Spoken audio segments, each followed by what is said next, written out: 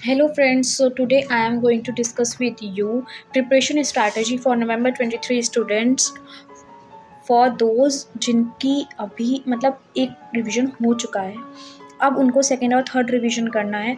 ठीक है, हम लोग उनके बारे में डिस्कस करेंगे। पहले बोथ ग्रुप्स वालों का बताऊंगी, फिर सिंगल ग्रुप वालों का बताऊंगी। जिनका वन टाइम रिवीजन पूरा हो चुका है, अब उनको आगे 56 डेज़ किस तरह से यूटिलाइज़ करने हैं, खुद को किस तरह से पॉलिश करना है, उस तरह से उनको उनकी प्रिपरेशन स्ट्रैटेजी में बताने वाली हूँ। सो हमारे पास सितंबर है, आपका फर्स्ट रिवीजन हो चुका है और हो सकता है कि इन 2-3 दिनों में आपने सेकंड रिवीजन स्टार्ट भी कर दिया।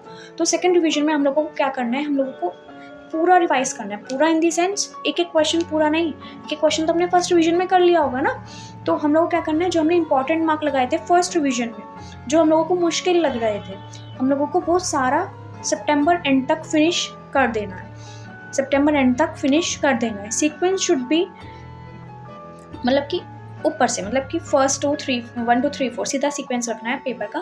पहले फर्स्ट सेकंड थर्ड फोर्थ हम लोग को इस तरीके से करना। और किसी बच्चे का अगर ये डाउट है कि यार मतलब मैं एक दिन में एक सब्जेक्ट नहीं पढ़ सकता सिर्फ, मतलब मैं बोर हो जाता हूँ या बोर हो जाती हूँ, तो उनको क्या करना होगा, उनको एक साथ 2 पेपर आप लोग ले सकते हैं। 2 पेपर ये नहीं होना चाहिए कि दोनों आप लोगों ने न्यूमेरिकल उठा लिए या दोनों आप लोगों ने थ्योरी उठा ली, ये बिल्कुल नहीं होना चाहिए। ठीक है, ऐसा करिए, एक न्यूमेरिकल एक थ्योरी, एक न्यूमेरिकल एक थ्योरी। या फिर आप ऐसा कर सकते हैं कि एक टफ पेपर रख सकते हैं और एक इजी पेपर अपने साथ रख सकते हैं, सो दैट आप बोर ना होए। टफ पेपर करते करते हम लोग बोर हो जाते हैं, हमारा मोरल डाउन हो जाता है, पढ़ने का मन नहीं करता। तो एक टफ पेपर रखिए, एक ईजी पेपर रखिए। ठीक है, और उसका टाइम अलॉट कैसे करिए, 70:30, यानी कि 70% टाइम आपका जो दिन का होना चाहिए वो उस पेपर के लिए होना चाहिए जो आपको मुश्किल लगता है। ठीक है, और 30% आपका जो इजी लगता है। या फिर आप थ्योरी और प्रैक्टिकल कर रहे हैं तो 70% टाइम आपका प्रैक्टिकल सब्जेक्ट के लिए होना चाहिए और 30% टाइम आप लोगों का थ्योरी सब्जेक्ट के लिए होना चाहिए। और उसमें भी क्या होना चाहिए, अगर आप लोग थ्योरी कर रहे हैं तो उस टाइम पे ध्यान रखें, आप थ्योरी उस टाइम पे करिए जिस टाइम पे आप लेजी नहीं होते हैं, आपका माइंड फ्रेश होता है। जैसे कि आप सुबह, अगर आप लोग सुबह उठ के पढ़ते हैं तो सुबह वाला टाइम जो है आप लोगों का थ्योरी के लिए होना चाहिए। रेस्ट पूरा डे आप लोगों का उसके लिए होना चाहिए, प्रैक्टिकल वाले सब्जेक्ट के लिए। तो इस तरीके से आप लोग सेकंड रिवीजन करिए। सितंबर एंड तक सेकंड रिवीजन आप लोगों का पूरा हो जाना चाहिए। ठीक है, अब जब सेकंड रिवीजन आपका हो जाएगा तो आपके कॉन्सेप्ट्स पे पकड़ आ जाएगी। ठीक है, तो आप लोग क्या करिए कि सेकंड रिवीजन के साथ साथ ही, जब सेकंड रिवीजन आप लोग कर रहे हैं तो फर्स्ट ऐसा करिए, 26 डेज हैं, इसको डिवाइड कर लीजिए अपने नंबर ऑफ सब्जेक्ट्स में। बोथ ग्रुप्स हैं आप लोग, 26 डिवाइड बाई 8, और कुछ एग्जाम 2 हुए हैं तो उसको हटा के, मतलब जितने सब्जेक्ट हैं उस तरीके से। और सीक्वेंस शुड बी पॉजिटिव, मतलब कि ऊपर से नीचे, मतलब कि 1 2 3 4 सीधा सीधा सीक्वेंस हम लोगों को रखना है। और क्या करना है कि जब फर्स्ट पेपर की तैयारी हो जाए, फर्स्ट पेपर की आप लोग मतलब डिवाइड कर लिया हम लोगों ने, उतने दिन लगाए और फर्स्ट पेपर की हमारी तैयारी होगी। सेकेंड पेपर की जब हम लोग तैयारी करने बैठेंगे तो उन डेज में हम लोगों को फर्स्ट पेपर जो हमने पढ़ा है उसका टेस्ट देना है, मॉक टेस्ट लेते हैं।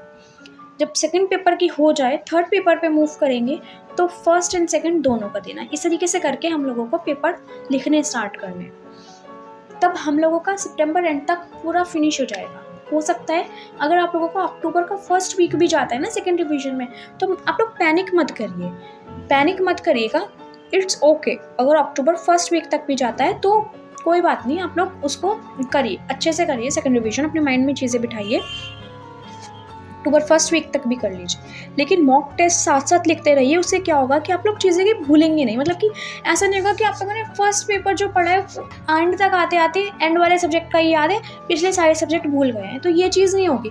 तो इस ताकि आप ये चीज़ ना कर पाए, इसलिए मैं कह रही हूँ कि आप लोग मॉक टेस्ट पेपर लिखते रहिए। मतलब कि जो आप लोग बाद में पढ़ रहे हैं पेपर, उससे पिछले वाले पेपर जो आपने पढ़े हैं उनका टेस्ट आप लोग देते रहें, ताकि आप लोगों की सब्जेक्ट पे पकड़ बनी रहे। तो इस तरीके से आप लोग करेंगे तो आप सब्जेक्ट से लिंक नहीं टूटेगा। जब आप लोग थर्ड रिवीजन करेंगे तो सीक्वेंस शुड बी रिवर्स, मतलब 8 सब्जेक्ट आपका सबसे पहले प्रिपेयर होना चाहिए और फर्स्ट पेपर जो है आपका वो सबसे लास्ट में प्रिपेयर होना चाहिए। जब सबसे लास्ट में प्रिपेयर होगा तो उसका फ़ायदा क्या होगा, सबसे पहला पेपर है फर्स्ट और सबसे लास्ट तैयारी कर रहे हैं फर्स्ट की, तो फर्स्ट के लिए आपको अलग से टाइम लेने की ज़रूरत नहीं है। उस टाइम पीरियड में ही आपका थर्ड रिवीजन का टाइम है, उसमें ही आप लोग फर्स्ट पेपर की तैयारी कर लेंगे। दैट इज़ का second revision suppose October first week में फिनिश हो गया।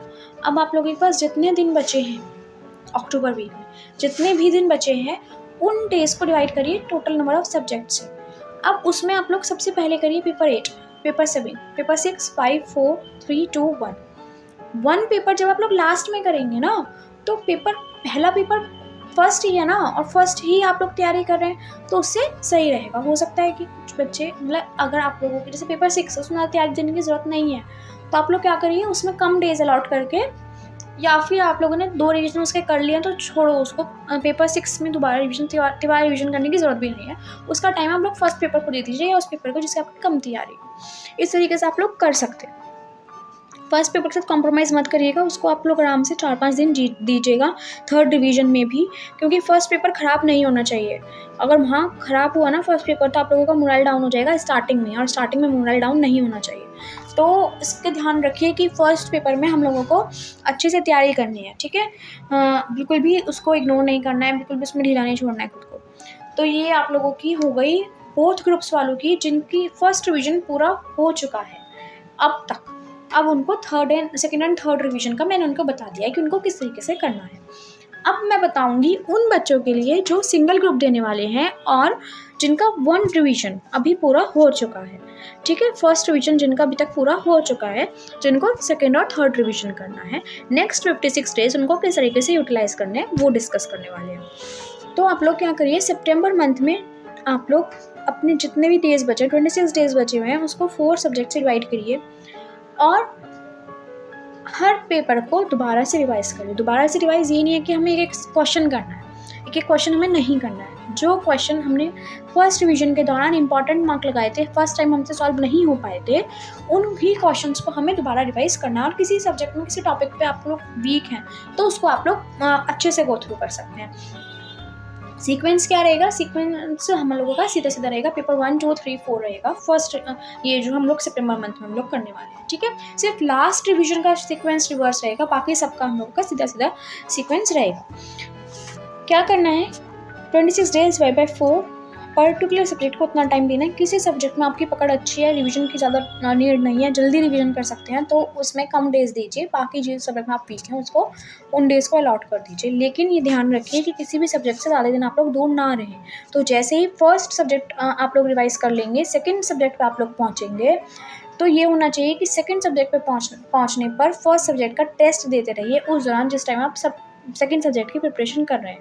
और जब आप लोग थर्ड सब्जेक्ट की प्रिपरेशन कर रहे हैं तो फर्स्ट एंड सेकंड दोनों का आपको टेस्ट देना है उस दौरान जिस दौरान आप थर्ड पेपर का रिवीजन कर रहे हैं। और जिस टाइम आप फोर्थ पेपर का रिवीजन कर रहे हैं उस टाइम आपको फर्स्ट सेकंड थर्ड तीनों पेपर का टेस्ट देना होगा, ताकि आप लोगों का लिंक ना टूटे किसी भी सब्जेक्ट से, ठीक है। आप लोग इसलिए अपने प्रिपरेशन करते रहिए, मतलब कि आप लोग टेस्ट देते रहिए ताकि आप लोगों का लिंक ना टूटे और आप भूलें ना। और टेस्ट लिखने की भी आप लोगों की प्रैक्टिस होती रहे। और क्या होगा, टेस्ट लिखने से आपको फ़ायदा कि आप लोगों के एग्ज़ाम में स्पीड बनेगी, प्रेजेंटेशन आप लोगों को पता चलेगी, आप लोग कहाँ लैग कर रहे हैं आप लोगों को वो पता चलेगी। सो ये ज़रूर करिएगा। फर्स्ट मंथ इस सितंबर मंथ में क्या करना है मैंने बताया। अब मैं बताऊँगी अक्टूबर मंथ में हम लोगों को क्या करना है।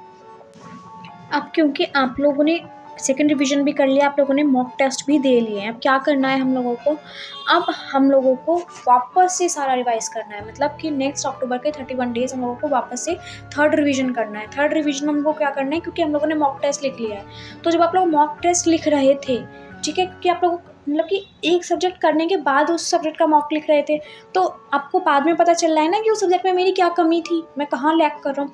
तो जब आप लोग ये काम कर रहे थे, ठीक है, सितंबर मंथ में जब आप लोग ये काम कर रहे थे, तब आप लोगों को क्या करना है कि जो भी आप लोगों की कमियां निकल रही हैं, जिसमें भी आप लैग कर रहे हैं, उन चीज़ों को आप लोग नोट करते रहिए। अक्टूबर मंथ में हम लोगों को उस चीज़ पे पॉलिश करना है, उस चीज़ को हम लोगों को ओवरकम करना है, उस चीज़ पे ध्यान देना है। तो थर्ड हम रिवीजन करेंगे अक्टूबर मंथ में, थर्ड रिवीजन हमारा अक्टूबर मंथ में होगा और हम लोग उन चीज़ों पे ज़्यादा ध्यान देंगे।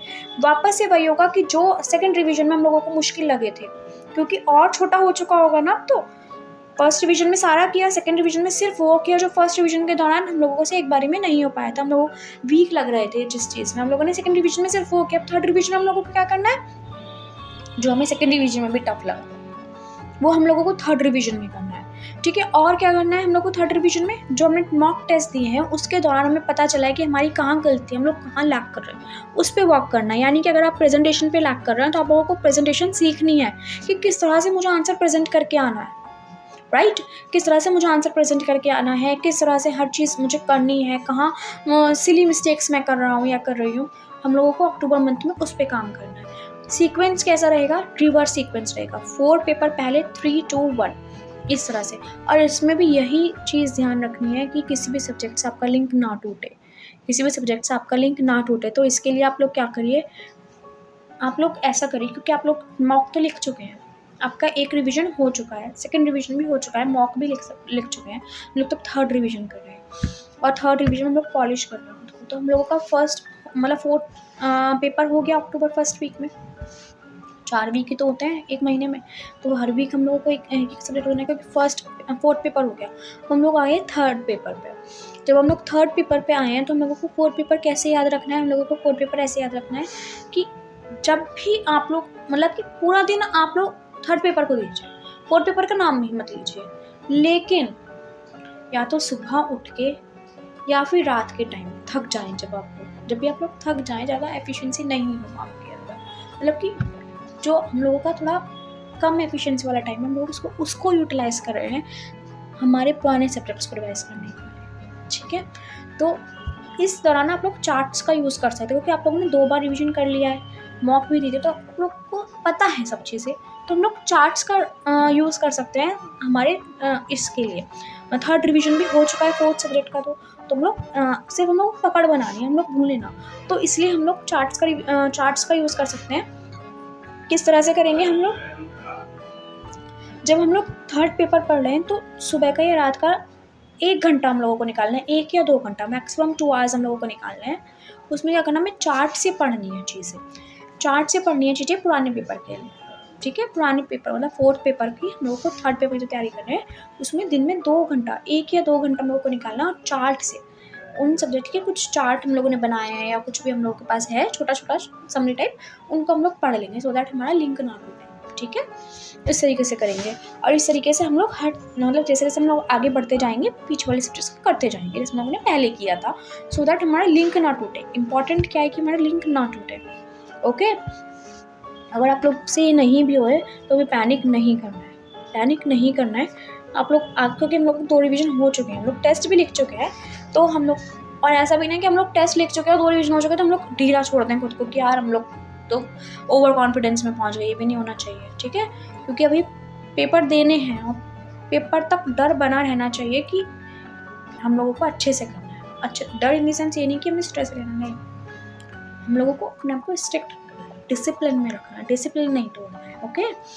तो हम लोग क्या करेंगे कि अगर नहीं भी हो रहा है तो चिल है, कोई दिक्कत वाली बात नहीं है, आप लोग तैयारी करिए। फर्स्ट पेपर हम लोगों का 2 नवंबर को होगा, तो हम लोग जो फर्स्ट पेपर है वो हम लोगों का अक्टूबर के लास्ट वीक में आ रहा होगा, तो हम लोग तभी प्रिपरेशन कर रहे हैं, तो तभी हम कर लेंगे।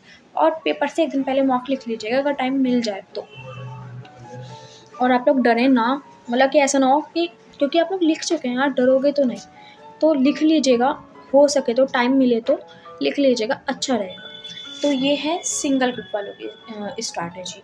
सो मैंने यहाँ पे सब कुछ डिस्कस कर लिया है, बोथ ग्रुप्स वालों के लिए भी, सिंगल ग्रुप वालों के लिए भी, जिनकी तैयारी हो चुकी है, कुछ जिनकी तैयारी नहीं हुई है उनके लिए भी, और जिनकी पूरी तैयारी हो चुकी है अब तक उनके लिए भी। तो मैंने यहाँ पे सब कुछ डिस्कस कर लिया है। इस वीडियो को एंड तक ज़रूर देखिएगा, अच्छे लगे तो लाइक कमेंट शेयर सब्सक्राइब ज़रूर कीजिएगा, and all the best for your exams. Bye bye.